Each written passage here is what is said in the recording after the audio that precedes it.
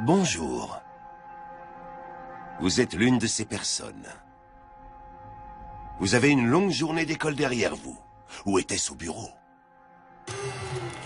À moins que vous ne reveniez de course. Vous voilà enfin rentré.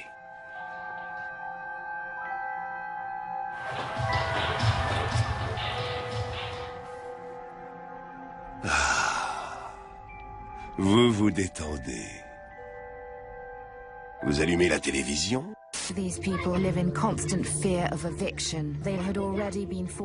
Qu'est-ce qu'il y a ce soir? In this place, people die so we can get mobile phones. Vous avez déjà entendu tout ça. Vous vous sentez à la fois triste et désabusé. Le monde est plus riche que jamais. Et pourtant, il y a apparemment de plus en plus de pauvres. Economies have been on the edge of a financial and economic precipice.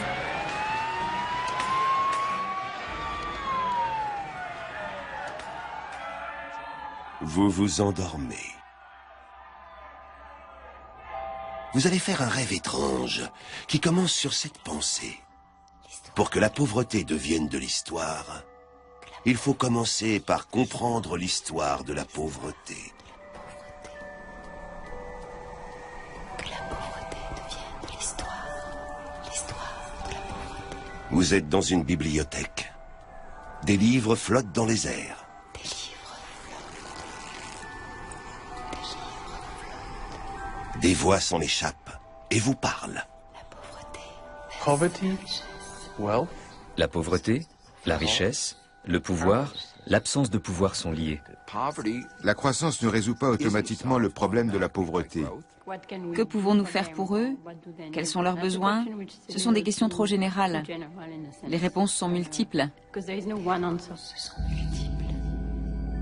Les réponses sont multiples.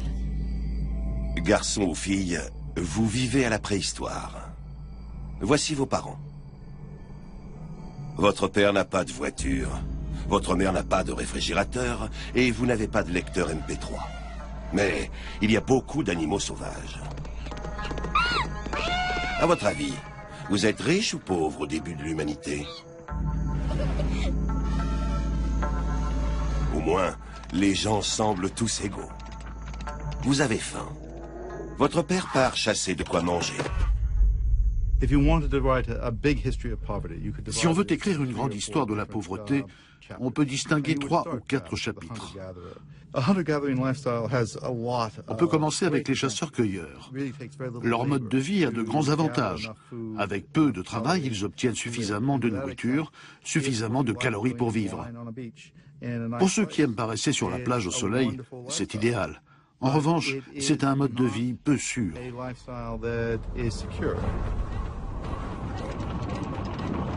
Votre rêve devient plus sombre. Une période glaciaire commence et vous n'avez pas le chauffage central dans votre grotte. Vous serez bientôt congelé. Vous ferez un superbe spécimen d'homme pauvre parfaitement conservé. On vous exposera plus tard dans un musée. Le manque de sécurité du chasseur-cueilleur signifie qu'il peut mourir brutalement. En cas de changement brutal du climat, par exemple, ou si une épidémie tue les animaux dont il se nourrit.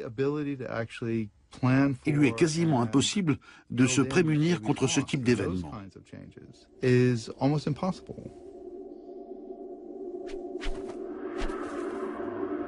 À l'âge de pierre, sans nourriture ni médicaments, vous mourrez avant même d'avoir pu vous demander si vous étiez riche ou pauvre.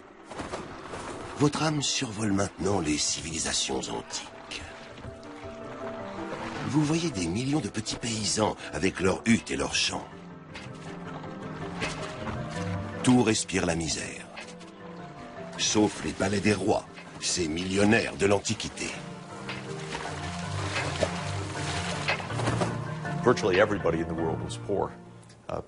La terre entière était pauvre. La pauvreté, c'est-à-dire le manque d'accès permanent à la nourriture, à l'eau ou aux meilleurs soins de santé de l'époque, Cela touchait 90% de la population. L'espérance de vie était de l'ordre de 35 ans, presque partout dans le monde. C'est moins de la moitié de l'espérance de vie actuelle. Quasiment toutes les communautés étaient sujettes à des famines à répétition, même dans les sociétés les plus avancées. Maintenant, vous savez que vous allez être pauvre très longtemps. Mais une nouvelle invention peut vous aider. La charité. On la retrouve dans toutes les religions du monde. Laquelle est la plus intéressante? Vous êtes propulsé en plein Moyen-Âge, au Caire. Dans une pièce où s'entassent des planches de bois, des scies, des marteaux et un chandelier juif. Vous devez être un menuisier juif. Vous barricadez votre porte. Mais pourquoi? Dans les grands centres urbains comme le Caire, la population atteint 200 à 250 000 personnes au Moyen-Âge. Beaucoup de gens dorment dans les rues. Certains ont des logements de fortune, des cabanes ou des tentes. Mais d'autres dorment sur un banc, sur le bas-côté de la rue ou même dans le fossé. Vous n'en êtes pas encore là. Mais ça pourrait venir. Vous n'avez pas payé vos impôts. Les soldats risquent de vous arrêter. Comment votre famille fera-t-elle pour s'en sortir? Durant la prière du vendredi, les mendiants faisaient la queue devant les mosquées. Ils ne se donnaient pas la peine d'aller prier. Ils attendaient simplement que les fidèles sortent pour leur demander l'aumône. À l'époque, personne ne songeait à abolir la pauvreté. Cela faisait partie de la vie. La charité était une bonne action. Donner aux pauvres était une manière de racheter ses péchés. Par un seul acte de charité, tu fermes les 70 portes de l'enfer. Le seul vrai don est l'aumône aux pauvres. Tout le reste n'est qu'échange. Se réjouissant de la charité, le sage sera heureux dans l'au-delà. Vous décidez d'écrire une lettre à votre rabbin. Je n'ai jamais demandé l'aumône à personne, mais je dois de l'argent aux musulmans. Je me cache. Mes enfants et ma mère âgée meurent de faim sous mes yeux. J'implore l'aide de Dieu et la vôtre.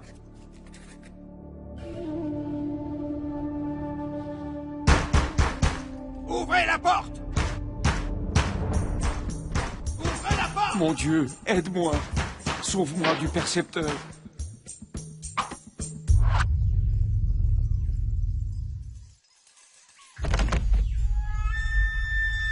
Regardez-vous maintenant.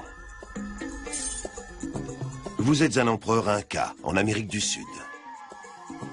Vous êtes riche, mais ça ne va pas durer. Vous allez devenir pauvre à la vitesse grand V. L'ère du colonialisme a commencé. Les conquistadors ont envahi votre pays. Ils vous promettent la vie sauve en échange de votre or. La pauvreté est la conséquence d'un vol. Derrière toutes les formes de pauvreté modernes, il y a l'usage de la force. Vous êtes emprisonné. Votre peuple se meurt sous vos yeux, décimé par des maladies comme la grippe ou la syphilis, importées par les conquistadors. Les Européens sont responsables de la pauvreté des habitants d'Amérique du Sud. Ils leur ont pris leurs terres et les ont déplacés. Privés des moyens de subvenir à leurs besoins, les Sud-Américains ont dû travailler dans les plantations, les haciendas, les mines, où ils extrayaient l'or et l'argent tant recherchés par les Européens. C'est ce qui a fait sombrer des millions d'entre eux dans la misère.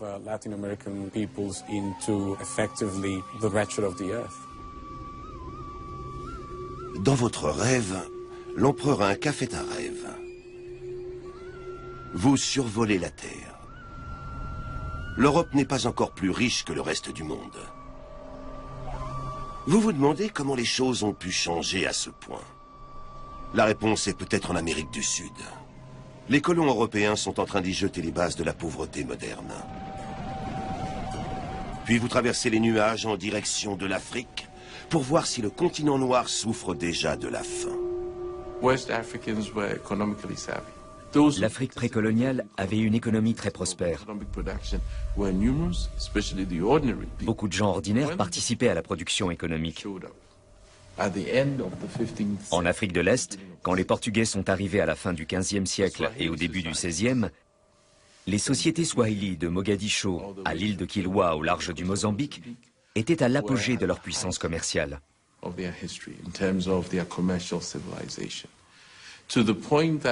D'ailleurs, en découvrant ces villes côtières bouillonnantes d'activité, les navigateurs portugais ont voulu s'en emparer.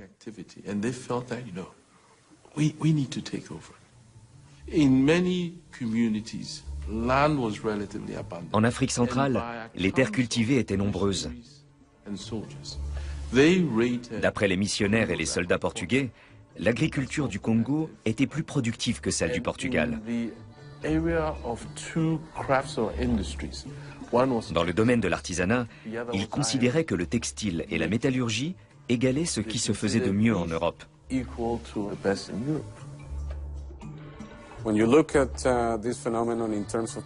Avant 1492, l'Europe était à la périphérie du système monde.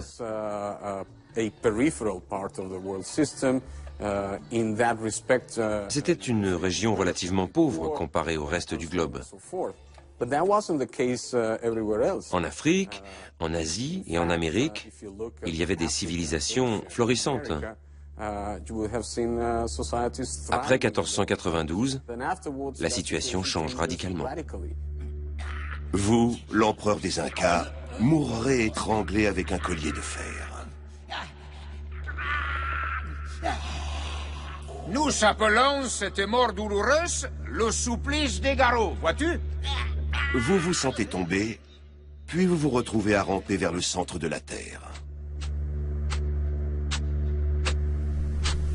Vous ressortez de l'autre côté, en Chine, en 1743. Vous êtes une jeune fille dans un vaste champ. La terre est sèche. Rien ne pousse. La terre est sèche. Il pourrait y avoir une famine, mais vous vous sentez en sécurité en Chine. Dès l'époque des premiers documents, la prévention des famines et des inondations est considérée comme une tâche essentielle des souverains. La famine de 1743 est célèbre parce que les secours ont été exemplaires. La météorologie a permis de prévoir la crise. La sécheresse n'est pas un phénomène imprévisible. C'est l'absence de pluie pendant des mois. Donc les autorités savaient qu'il y aurait une sécheresse. Les greniers étaient pleins. Il est possible que 2 millions de personnes aient reçu de l'aide alimentaire. Grâce à ces sacs, vous ne mourrez pas de faim. Heureusement que vous ne vivez pas en Occident, mais en Orient. Sous un bon gouvernement, la pauvreté est une honte. Sous un mauvais gouvernement, c'est la richesse qui est une honte. Au 19e et au 20e siècle, la Chine est considérée comme un pays pauvre. Mais de l'époque de Marco Polo à la fin du XVIIIe siècle, les Européens en contact direct avec la Chine sont très impressionnés par sa richesse. Ils ne la considèrent pas du tout comme un pays arriéré. À la même époque, les États européens sont beaucoup plus petits. Ils n'ont pas de grenier public. Ils ont une autre idéologie politique. Pourraient-ils mettre en place le même système de grenier? Ce n'est pas la question. Il n'y a tout simplement pas de volonté politique pour cela. Vous partez vers une nouvelle vie. Votre père a mis toutes les affaires de la famille sur une charrette et a dit... On s'en va, j'en ai assez de la pauvreté pré-industrielle, assez de gratter la terre. Il a vendu votre petite ferme à un gros propriétaire foncier en échange de quelques pièces. D'ailleurs, tous vos voisins ont fait pareil. On passe d'une agriculture communautaire où tout le village cultive la terre et fonctionne quasiment comme une coopérative agricole à une agriculture où la terre est détenue par le capital, avec des fermes individuelles. On peut voir ça comme l'accaparement des terres par les riches ou comme la création d'un système plus grand et plus efficace. Ce sont les deux à la fois. Il y a deux phases dans l'histoire de la pauvreté.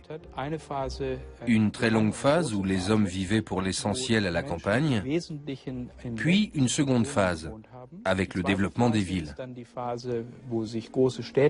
De grandes inégalités apparaissent alors, et le problème de la pauvreté relative se pose.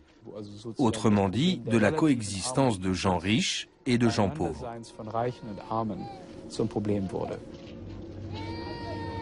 Bienvenue dans une ville à l'époque de la révolution industrielle. Vous allez passer les 200 prochaines années à suer 10 heures par jour. Les machines sont de plus en plus rapides.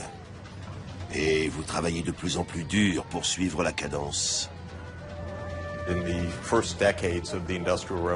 Dans les premières décennies de la révolution industrielle, les conditions de vie ne se sont guère améliorées pour ceux qui constituaient la force de travail. Ces usines du diable recouraient massivement au travail des enfants. C'était horrible. Mais la révolution industrielle a permis de réduire fortement la pauvreté extrême, qui concernait 90% de la population mondiale en 1800. En 2011, elle ne concerne plus que 15 à 20% de la population. L'humanité progresse. Vous êtes un ouvrier textile âgé de 12 ans. Vous filez la laine avec une centaine d'autres garçons. Puis un jour, le chef vous arrête et vous montre la porte. Il n'y a plus de travail pour vous. C'est la faute à la guerre. Votre manufacture ne peut plus livrer le fil au tisserand. Elle n'a plus de débouchés. Le résultat, ce sont des risques totalement nouveaux. Par exemple, le risque d'avoir à traverser tout le pays pour un emploi spécialisé. Et que se passe-t-il si les machines sur lesquelles vous êtes habitué à travailler deviennent obsolètes et sont remplacées? Tout cela crée un nouveau type d'insécurité.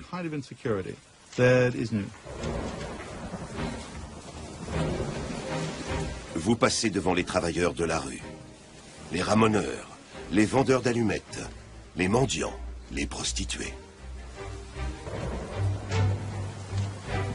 Vous avez peur. Mais heureusement, les gens importants imaginent une nouvelle manière d'aider les pauvres. Le dépôt de mendicité est une machine à transformer les voyous en honnêtes gens. Une des grandes réponses à la pauvreté, en particulier dans les villes, est le dépôt de mendicité, qu'on appelle aussi littéralement la maison de travail en Angleterre. Au début, ces institutions sont presque toujours punitives. On pense que les pauvres sont des hommes vaillants qu'on va pouvoir mettre au travail pour gagner de l'argent. Mais les gens qu'on accueille sont en fait des femmes, des personnes âgées et des infirmes. Et donc, assez vite, ces dépôts deviennent des lieux de relative bienfaisance. Qui voudrait affamer une femme de 90 ans? Vous êtes placé en dépôt de mendicité. À peine franchissez-vous la porte que votre corps se transforme. Vos cheveux poussent. Vos seins aussi. Et même votre ventre. Je cite souvent Jane Brown. C'était une prostituée londonienne de 17 ans. Elle est tombée enceinte. Elle ne savait pas où aller. Elle n'avait pas de famille, pas de revenus. Alors elle a attendu d'être sur le point d'accoucher pour se présenter à la porte du dépôt de mendicité de sa paroisse. Ils étaient coincés. Le bébé n'allait pas attendre. Alors ils ont envoyé la fille dans un service de maternité où elle a donné naissance à un vigoureux garçon. Puis elle est restée 6 mois au dépôt, contre toutes les règles de la paroisse. En résumé, elle a tiré avantage du système. Les pauvres comprennent comment le système fonctionne et le tournent à leur avantage. Vous entrez maintenant dans une cantine remplie de petits garçons affamés. Ça vous rappelle l'histoire d'Oliver Twist. On sert une soupe infecte. Un garçon, peut-être votre fils, se lève et tend son bol en disant « Please, sir, I want some more. » Blimey, he wants more. Oliver Twist est l'exemple classique de l'indigence objectivée. C'est un petit garçon jeté dans un monde cruel. Avec ce roman, Dickens forge des clichés durables sur la pauvreté et les dépôts de mendicité. Après la parution du roman, toute une génération d'argonautes urbains part dans les bidonvilles à la recherche d'un stéréotype à décrire au lecteur. À force de détails, ces descriptions en deviennent presque obscènes. Le public s'indigne et le gouvernement est contraint d'apporter une réponse à la pauvreté.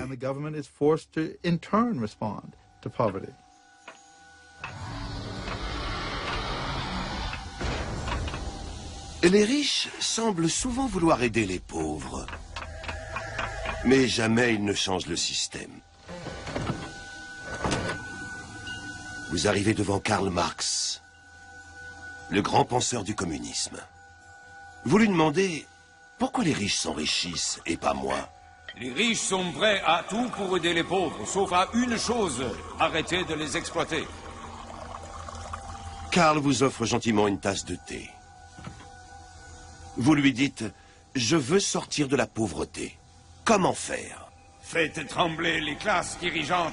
Faites la révolution communiste. En gros, Karl Marx pensait que la pauvreté était une conséquence du capitalisme. Dans ce système, les sociétés ont un but lucratif. Elles se structurent autour de la notion de bénéfice. Or, d'après Marx, un moyen d'accroître les bénéfices est de maintenir les salaires au niveau le plus bas possible. Vous cherchez le prolétariat dont oncle Karl vous a parlé. Mais vous êtes soudain happé par un autre mouvement. Des milliers de paysans et d'esclaves affranchis gravissent les montagnes du Brésil. Vous voilà devenu un disciple d'Antonio Conselheiro, le prêtre renégat. Il prêche tout à la fois, le christianisme, le communisme, l'amour libre et la fin du monde. Le royaume de Dieu est proche. Il descendra dans sa majesté, déposera les puissances et élèvera ceux qui souffrent, les pauvres. Ces pauvres.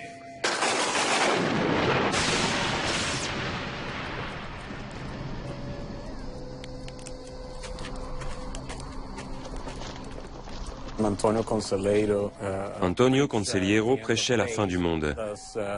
Il a transformé le langage de la religion en arme politique et économique. 2 ans plus tard, vous vivez dans une ville nouvelle, la Cité des Pauvres, avec 30 000 autres personnes.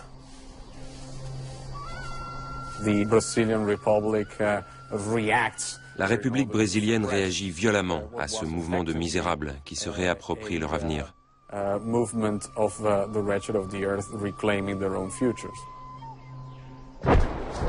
Vite! Barricadez la ville! L'armée brésilienne attaque! Avec votre fusil tout rouillé, vous luttez contre 10 000 hommes équipés de mitrailleuses. Mais leurs balles ne pourront pas vous tuer.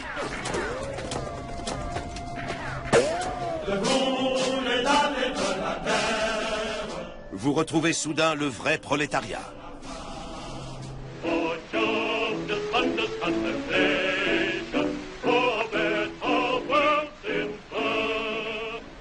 Vous criez, vous manifestez, vous vous insurgez.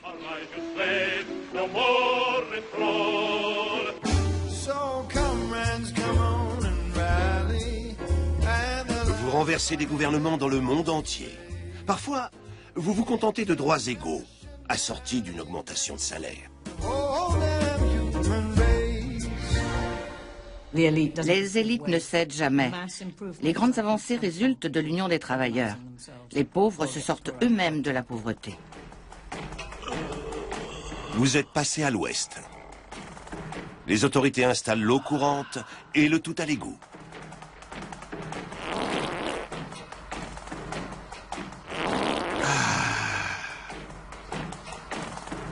Les sanitaires, c'est mieux que la révolution. Dans les pays en cours d'industrialisation, le changement commence au milieu du 19e siècle avec une hausse du revenu réel, y compris pour la classe ouvrière.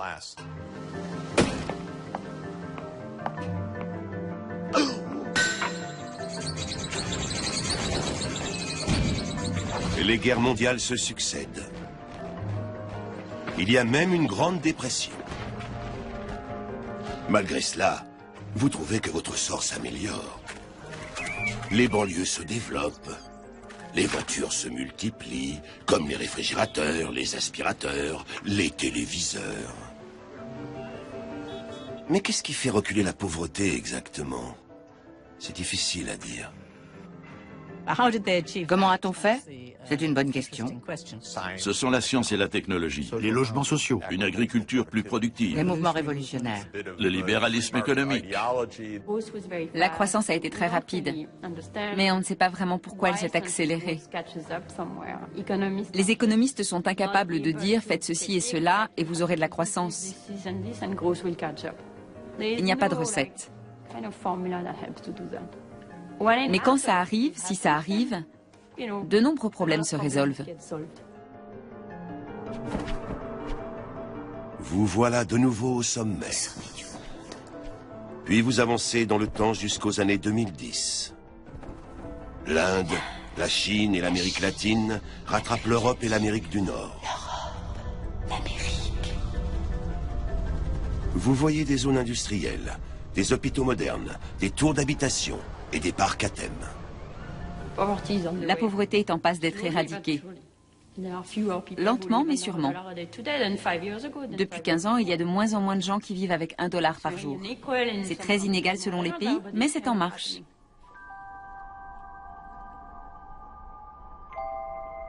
Vous vous retournez dans votre sommeil.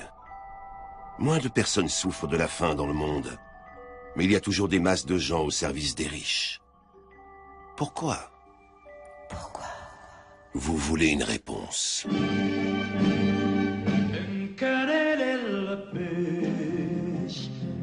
Vous vivez sous les palmiers.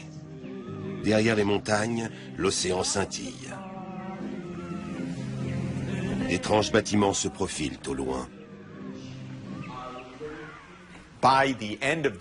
À la fin du 19e siècle, il y a déjà un mouvement soutenu de sortie de la pauvreté dans les régions du monde en cours d'industrialisation. Bien sûr, ça soulève de nombreuses questions. Que se passe-t-il dans le reste du monde? Le niveau de vie s'améliore-t-il aussi? Quel est l'impact du colonialisme? C'est un monde d'inégalités. L'Europe est le centre de l'accumulation des richesses et du pouvoir, et les autres nations plient progressivement sous son joug. Les racines de la pauvreté sont profondes en Afrique. La traite des Noirs a décimé les sociétés et tout le continent. Mais l'Afrique se distingue par une pauvreté intense, un manque d'équipement et une santé publique calamiteuse.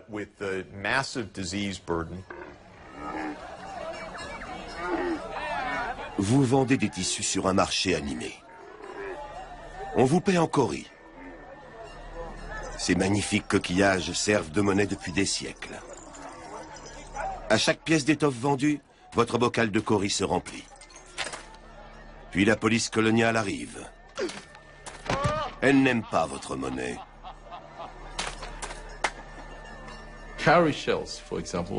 Les cauris, par exemple, sont une monnaie locale importante. C'est l'une des monnaies que les gouverneurs coloniaux vont essayer d'interdire, quelle que soit la fortune des gens.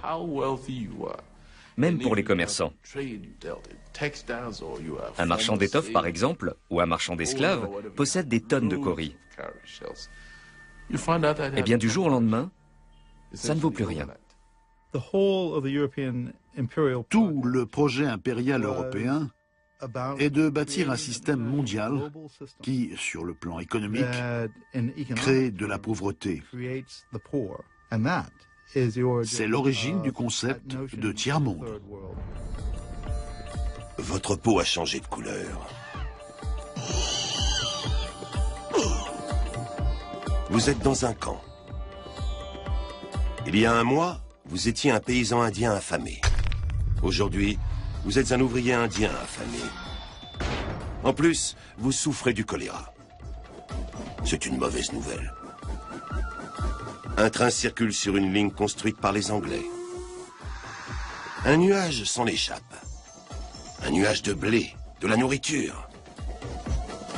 Mais soudain, vous comprenez que le train est plein de céréales destinées à l'exportation. La pauvreté est la pire forme de violence. La famine de 1876 dans le sud de l'Inde était due en partie à une mauvaise météo. La récolte avait été maigre. Mais la famine aurait pu être évitée.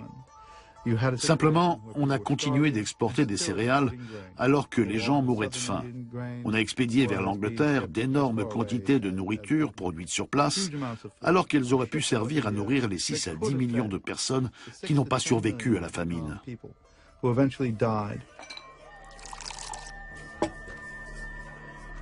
Vous servez maintenant de l'alcool aux travailleurs pauvres d'Afrique du Sud. Autrefois, ils étaient paysans. Mais l'homme blanc a pris leur terre. Durant le jour, ils descendent dans la mine.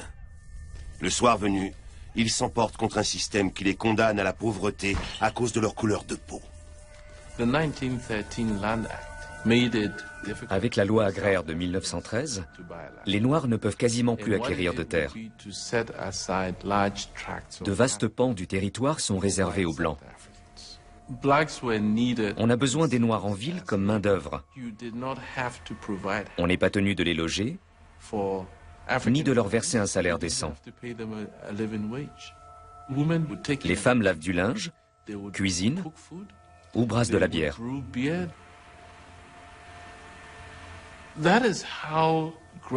C'est la raison pour laquelle on voit apparaître progressivement des bidonvilles à proximité des villes. Regardez dans ce verre rempli de la bière que vous brassez. Vous allez voir les 30 prochaines années de l'humanité. Voici des hordes de chars blindés, des raids aériens, des camps de concentration, puis des images plus réjouissantes. Combattants de l'indépendance, aujourd'hui victorieux. Les peuples noirs sont en liesse. De nouveaux drapeaux flottent. Après la création de l'ONU, il y a une flambée de nationalisme en Afrique et en Asie. De nouvelles nations voient le jour. L'Inde en 1947, le Ghana en Afrique subsaharienne en 1957. Elles deviennent toutes membres des Nations Unies.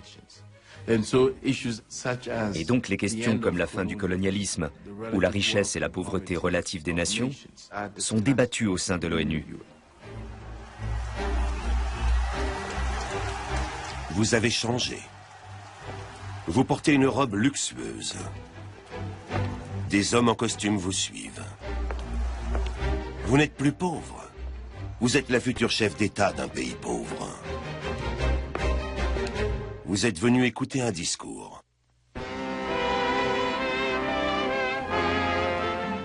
More than half the people of the world are living in conditions approaching misery. Their poverty is a handicap and a threat both to them and to more prosperous areas. For the first time in history, humanity possesses the knowledge and skill to relieve the suffering of these people. Une nouvelle page de l'histoire s'ouvre. Le monde se divise maintenant en pays riches et pauvres. Les premiers finissent par accepter d'aider les seconds. Dans les années 1940 et 50, on pensait pouvoir régler le problème de la pauvreté en créant un système économique mondial. Oh, un ascenseur. Appuyez tout en haut.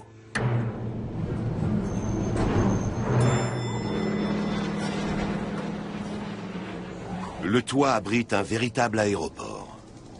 Des avions volent au-dessus de votre tête et des hélicoptères décollent, chargés d'aide internationale. Ils transportent des tonnes de nouvelles semences et de médicaments. Dans les années 1950-1960, il y a eu des efforts internationaux coordonnés pour développer de meilleures variétés de céréales, destinées en particulier à l'Asie. Cela a vraiment augmenté la productivité des terres. La révolution verte a sauvé des millions de personnes de la famine. Et grâce à elle, l'Inde, qui ne parvenait pas à l'autosuffisance alimentaire, est devenue un pays exportateur de produits agricoles.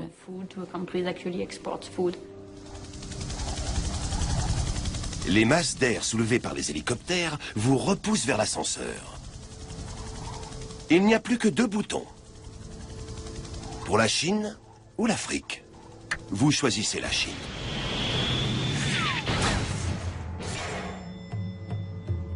Vous rejoignez une queue dans une immense ferme collective à l'époque du grand bond en avant de Mao. Mao se soucie beaucoup de la pauvreté, non pas des individus, mais de la nation tout entière. Il cherche à élever le niveau économique de la Chine. La pauvreté stimule le désir de changement, le désir d'action, le désir de révolution. L'idée était la suivante. La Chine n'a pas besoin d'aide étrangère ou de gros capitaux à investir parce qu'elle a une population nombreuse. Si tous les Chinois contribuent à l'effort industriel, la Chine sera aussi productive que les pays industrialisés avancés.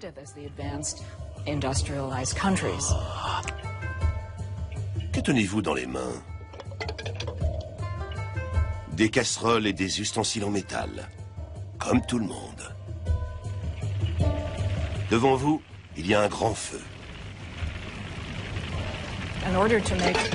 Pour rendre la Chine productive dans le secteur de l'acier, Mao veut que tous les Chinois aient leur propre fonderie. Ceux qui n'en ont pas sont considérés comme arriérés. Les communes sont soumises à un contrôle très strict. Elles doivent produire un certain volume d'acier. Ceux qui n'ont rien d'autre à donner doivent sacrifier leurs casseroles, même si l'acier ainsi obtenu est souvent inutilisable. Vous n'avez plus de casserole, mais qu'importe. De toute façon, vous n'avez plus rien à cuire. La récolte a été mauvaise. La conséquence est terrible. C'est la grande famine de Chine. C'est un raz-de-marée qui fait des millions de morts. Il y a maintenant un consensus sur le chiffre de 30 millions de morts en 3 ans. Si seulement vous aviez appuyé sur le bouton pour l'Afrique. Revoilà l'ascenseur. Dépêchez-vous. Appuyez en bas. On vous prie de vous asseoir à une grande table. Vous êtes le seul noir au milieu d'hommes d'affaires blancs. Ils vous donnent tous du Monsieur le Président. Le Ghana a été le second pays d'Afrique subsaharienne à gagner son indépendance. C'était en 1957, grâce au grand dirigeant Kwame Nkrumah.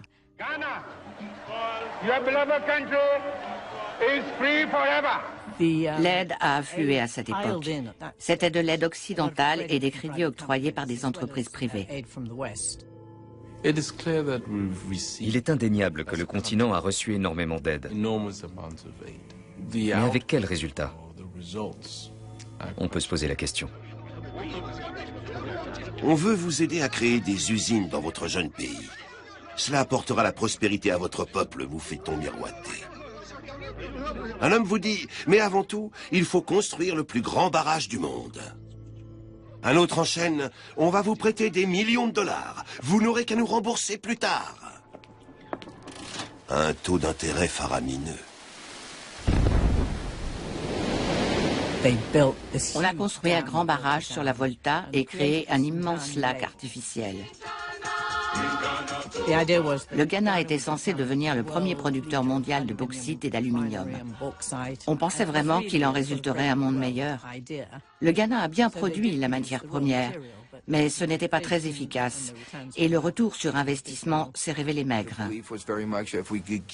On croyait qu'en donnant plus de moyens à ces pays, en lançant les bons programmes, en construisant de grands barrages, ça finirait par bénéficier aux plus pauvres, que ça générerait de la croissance économique au bénéfice de tous. L'Afrique et de nombreux pays en développement ont accumulé des dettes. On aurait dû leur donner cet argent au lieu de leur prêter. Quand ils sont devenus incapables de rembourser leurs prêts, le FMI et la Banque mondiale leur ont imposé une cure d'austérité.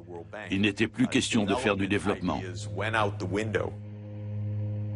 Les grands programmes ont été stoppés. La dette a bloqué la croissance du Ghana pendant les 20 années suivantes et le pauvre Nkrumah a été renversé.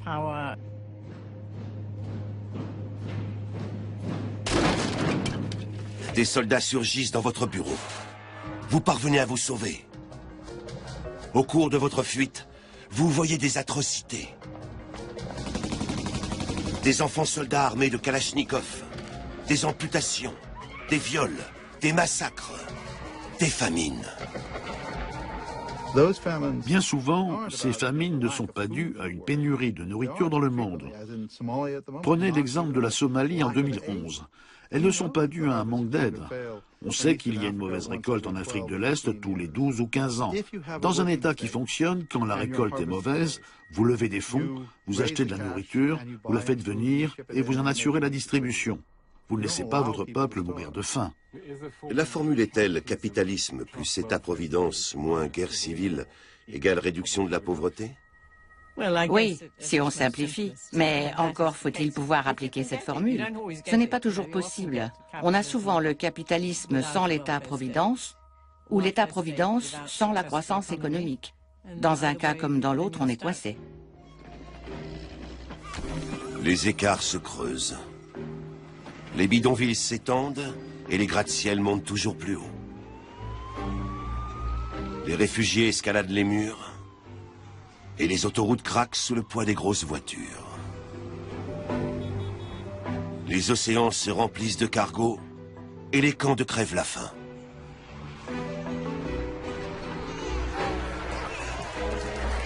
Vous descendez pour mieux voir. Vous apparaissez dans un jeu télévisé intitulé « Qui veut gagner des milliards ?» Qui veut gagner des milliards? L'animateur présente la première concurrente. Elle vient du Bangladesh. Elle a souscrit un emprunt à un faible taux d'intérêt auprès d'un établissement de microfinance. Elle a investi l'argent dans un étal de rue et possède maintenant un supermarché. Le meilleur moyen d'éliminer la pauvreté est de donner les moyens à chacun de s'en sortir par lui-même. Lula, l'ancien président du Brésil, est né dans la pauvreté. Il a su aider d'autres à s'en sortir. Le Brésil devait assurer l'égalité des chances. On s'est demandé vers quoi la société devait aller. Le Brésil a commencé par investir massivement dans l'éducation et a incité les parents à envoyer leurs enfants à l'école. Cette politique a brisé la spirale de la pauvreté. L'animateur en vient à vous, le concurrent chinois. Vous vous appelez Zhong Xinao. Vous étiez un pauvre ouvrier agricole. Vous êtes parti à la ville pour vendre des glaces. 20 ans plus tard, vous êtes devenu le plus grand fabricant de boissons de Chine, grâce à votre Future Cola. Au cours des 30 dernières années, la Chine a montré qu'il était possible de réduire sensiblement la pauvreté. Plusieurs centaines de millions de Chinois en sont sortis. Et voici pour vous tous maintenant la grande question à 1 milliard de dollars. Qu'est-ce qui fait reculer la pauvreté aujourd'hui?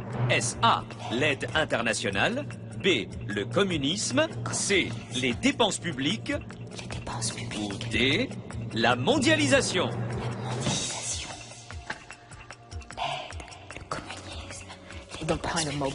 En Chine, deux mobilités sont possibles. La mobilité géographique et la mobilité sociale. Même les plus pauvres tentent l'aventure. Ils partent en ville où ils se retrouvent exploités sur des chantiers de construction. Souvent, ils ne sont même pas payés. On entend beaucoup d'histoires comme ça. Alors pourquoi partent-ils? Parce que malgré tous les désagréments, en ville, ils ont une chance d'améliorer leur sort. Certes, un nombre important de Chinois sont sortis de la pauvreté.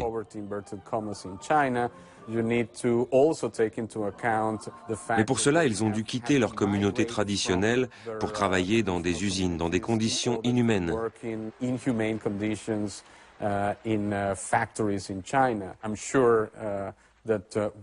Personne ne peut raisonnablement dire que ces ouvriers exploités se sont enrichis. Dépenses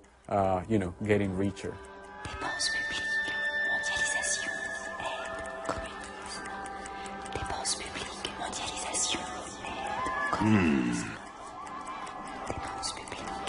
La question est difficile. Mais vous dites... La mondialisation. L'animateur dit, c'est la bonne... Mais avant qu'il puisse terminer sa phrase, des émeutiers envahissent le plateau télé. Ce sont des paysans boliviens qui manifestent contre la vente de leurs sources d'eau à une société privée. Je ne dis pas que la mondialisation est une mauvaise chose en soi. Tout dépend des règles du jeu. Mais pour l'instant, ces règles sont édictées par les riches pour les riches.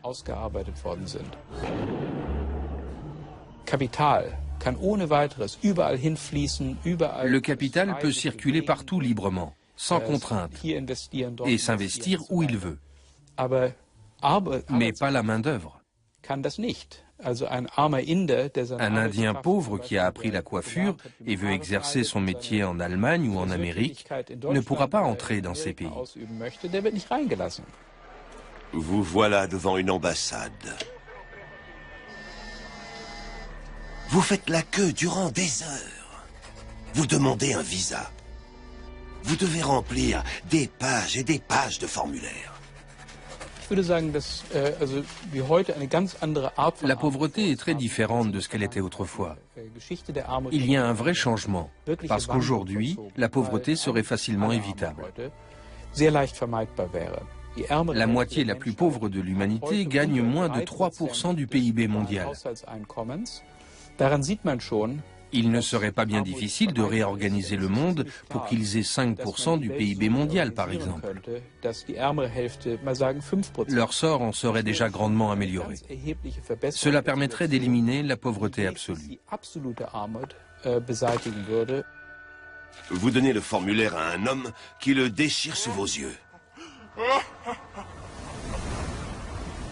Vous voilà sur un vaste océan, à bord d'une frêle embarcation.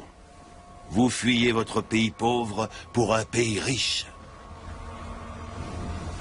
Mais dans l'eau, vous apercevez des billets de banque. Ils quittent votre pays en direction des pays riches.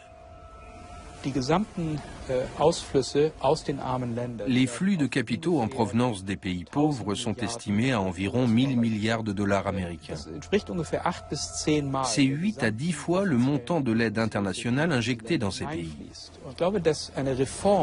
Une réforme de ce système serait beaucoup plus efficace pour réduire la pauvreté que toute l'aide au développement.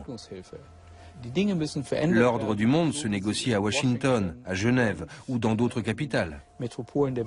Il faut le réformer. Mais les principaux intéressés n'ont pas accès à ces lieux de pouvoir et à ces leviers. Vous avez maintenant un travail dans un pays riche, dans une salle des ventes prospère. Même si vous n'êtes qu'un stagiaire non rémunéré. Votre travail consiste à porter les tableaux dans la salle. Voici le cri d'Edouard Monk. 24 millions. 24 millions, 26 millions. On ne sait pas vers quoi on va. Les écarts dans le monde vont-ils encore se creuser? Le changement climatique, l'augmentation de la population mondiale, les tensions et les inégalités croissantes créent un quart-monde dans les pays riches qui devient le pendant du tiers-monde. Les enchères s'élèvent à plusieurs dizaines de millions. 48 millions ici. 49 millions, 50 millions ici. 60 millions. 48 millions. 50 millions. À chaque coup de marteau du commissaire-priseur, vous entendez le tableau crier. Et un nouvel avenir apocalyptique se profile. Récession mondiale. Réchauffement planétaire. Pandémie virale.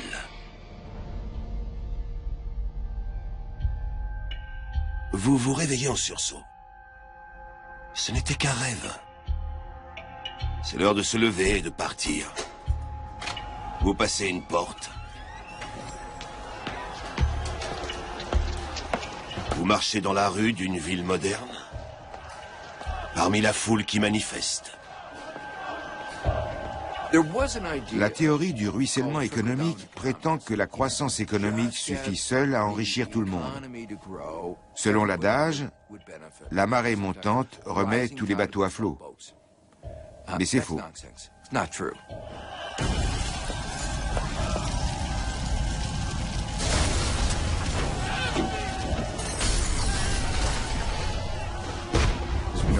Il y a eu un accroissement prodigieux des inégalités. On ne peut même plus parler de stagnation. Au bas de l'échelle, les gens se sont considérablement appauvris. On s'attaque à un problème et à peine a-t-on trouvé la solution que les classes moyennes et les riches surgissent et accaparent toutes les ressources. Le riche s'enrichit, tandis que le pauvre s'appauvrit. Si ce sentiment se généralise, il peut avoir de graves conséquences sur l'économie et la stabilité politique. Au coin d'une rue, vous voyez une maison. C'est ma maison. Votre maison. Et voilà toutes vos affaires. C'est votre miroir. On dirait un rêve. Mais ce n'en est pas un. Maintenant, vous êtes pauvre. Je suis pauvre.